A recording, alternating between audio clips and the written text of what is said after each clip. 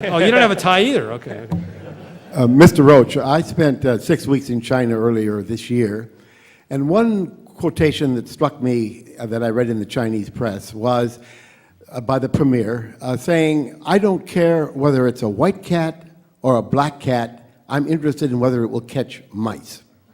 You said the Chinese get it.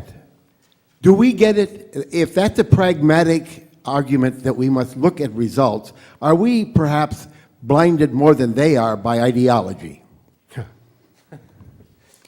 Yeah, I love that black cat, white cat. I've heard that before. I think it goes back about 3,000 years.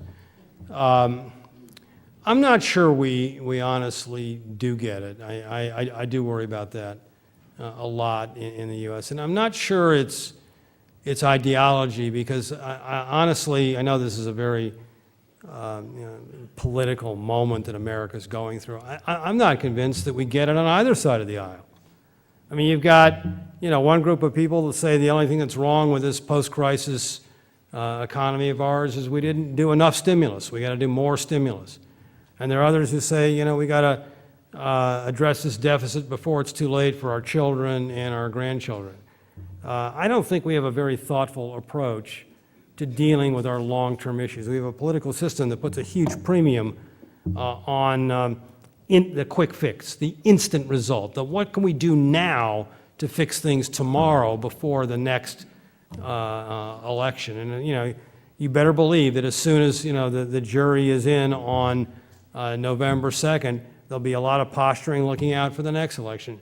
We don't have a decision-making process, a policy-making process, either for the fiscal authorities or I would say especially for the monetary authorities. My pet peeve in America over the last 12 years is we've had the worst monetary policy in the United States from both Greenspan and Bernanke since the 1930s.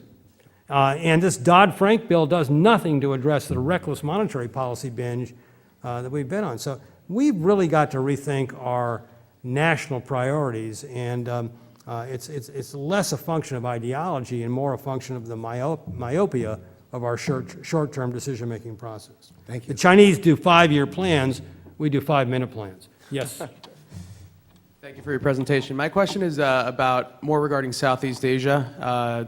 Clearly China's a big focus in Asia, but your views on opportunities and threats in Southeast Asia, namely Vietnam, Malaysia, and their prospects going forward.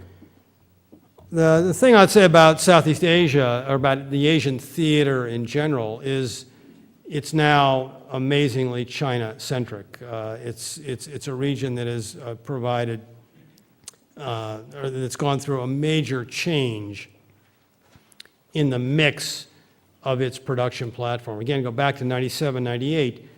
Most of the countries in the region, from Japan to the ASEAN economies, export-led, major export market, the United States.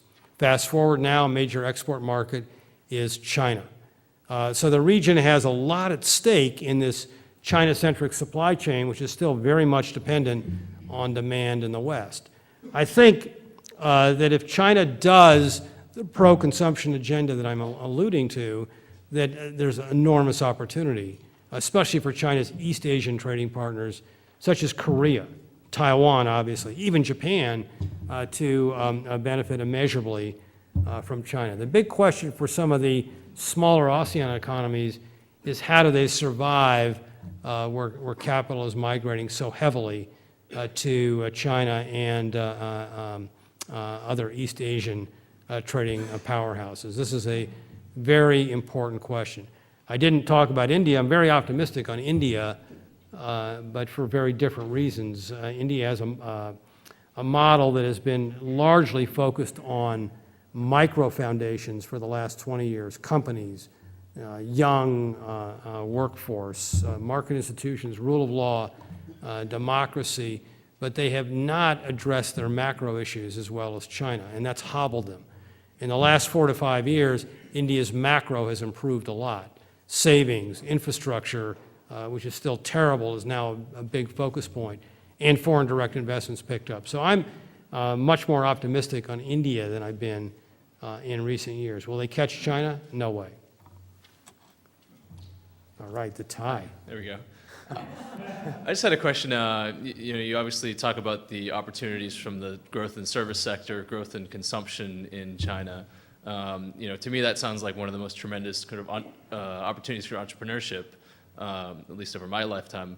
Are these opportunities, do you think the Chinese government will be open to kind of foreign entrepreneurs taking advantage of, or are these Chinese opportunities for Chinese only? Look, I think the government has made it very clear 30 years ago with this sort of slogan of opening up and reform that they want to draw heavily on foreign capital and foreign expertise, initially in building the manufacturing platform, but now in doing the consumption services-based platform as well. There are a lot of people who complain about doing business in China, more so today than I've seen in a while. And the idea is they'll take our capital, but they'll steal our technology. They squeeze our returns. It's very hard to repatriate profitability. Those are the costs of doing business in China. Those are the costs, I might add, of doing business around the world.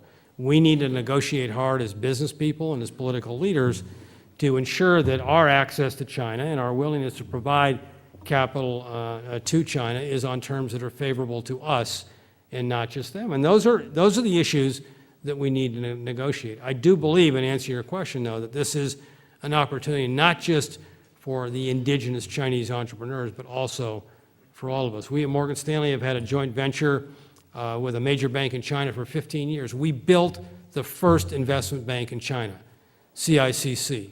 China's benefited from it. We've benefited from it. We're now selling our shares. We're going to go on to another platform because we think there's a lot more to gain from that. And I look back on those 15 years, yeah, they've been tough, but they've been absolutely what we needed to do and what China needed to push its financial services model to the next place. And I think it's the same type of experience as we now move into a much broader opportunity in the Chinese consumer. Yes. Thank you, sir. My concern is not that what you've suggested isn't a good solution, but I fear that it's going to be very hard to change things, that it's going to take many, many years to have the Chinese consumer pick up, and instead they're just going to keep investing in infrastructure. What's your base case scenario for where this all goes if, in fact, these changes don't occur? Fair point. This is the model that I showed you earlier, and this is why they don't have time. They got an external demand shock that scared them to death. And post-crisis world, if anything I've said is close to being right, they're not going to get lift to the red line that they had become accustomed to over the preceding 30 years. So they got a couple of choices. If the red line has lost support from external demand, they can keep taking that black line, the investment line, up and up. It's 47% of GDP. Exactly. Where does it go? Another external demand shock goes to 55, 60, 70, 80. There's no way they can do that. Because again, it creates these imbalances that the Premier himself has warned of. They've got to move to the chart on the right. They've got to do it now. That's the wake-up call from this crisis. If they don't do it, they're in big trouble. They really are. So I see the time, and we have just probably one or... You're the boss. One or maybe two, although you're doing great. Who's talking next? We can take time away from him. We can do two quick... No, you do whatever. You do two very quick answers. Okay, I'll give you one. I don't know if it's a quick answer. I'm very interested in... Yes, what's the next question? Okay. I'm very interested in what you've said about savings and consumption. I was recently at a speech that was given by the governor of the Reserve Bank of India, and he made the observation, India has a very high savings rate, et cetera. He made the observation that one of the problems in the United States is we have a social fallback position that doesn't exist in India, and it's the need to save for the future that becomes the foundation of the growth that countries like India and China have experienced. Your comments? Well, I know the Governor Subarov very well, and the lack of a safety net in the developing world does lead to high savings. I wouldn't say that our fallback is in the best shape right now. Dick. Steve, in China, they spend a lot more time. They're getting more serious about the development of their sovereign wealth fund. I assume you left China because they didn't ask you to run it. But could you give us some insights about how that will develop and how it will impact money flows and how it cooperates with the strategic interests of China? Sovereign Wealth Fund, CIC, was set up about 3 years ago, and biggest startup in the history of the investment management business. The government gave them $200 billion. They were thinking of giving some of that to you, but they preferred to give it to their own asset managers. They've given them another $100 billion, so they're up to 300. Their first investments didn't go too well. They bought outstanding names like Morgan Stanley. But they've improved their performance a lot. The idea here is that they have a lot of excess foreign exchange reserves. They have $2.5 trillion in reserves. They probably don't need any more than $1 trillion. And so let's put the money to work in generating alpha, excess return, and use it to fund our social problems. You know, it's a good concept. The debate inside of China, though, is who should these funds really go to? You know, why not, if you're trying to generate return to the people, why not just give the excess reserves to, say, the National Social Security Fund, which is hugely underfunded? This is a big issue, and I know the people run this CIC extremely well. They take their task seriously. I think they will do a good job, but the Chinese, this is a critical decision for China, how to generate more returns for their social welfare program. Let's just take 30 seconds. okay, really quick. Okay. So Nicholas Nassim Taleb has been really critical of economists, you know, because of the induction problem, looking at historic returns, ignoring tail risk. As former chief economist, what would be your kind of response to that? Do you agree? Yeah, I agree with Nassim. I mean, you know, he's a friend of mine.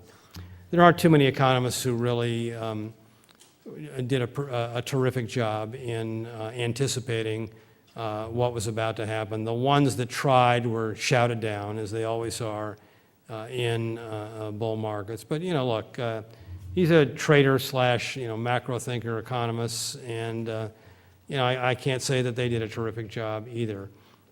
We need to all sort of pull together and learn the lessons from this crisis. I find it a little troubling that we passed Dodd-Frank last July before the Congress itself heard from its own Financial Crisis and Inquiry Commission as to what caused the crisis. So this is an example of how ass backwards we've got the political process in the United States.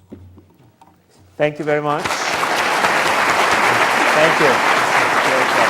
Appreciate it. Let's go. Please.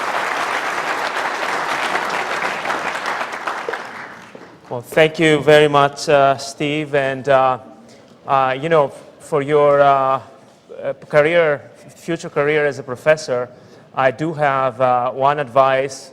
There's some good news that it's going to get better. The bad news, it's probably the 5th time around. So good luck, and we all feel for you, but we appreciate your insights that you brought to today's conference.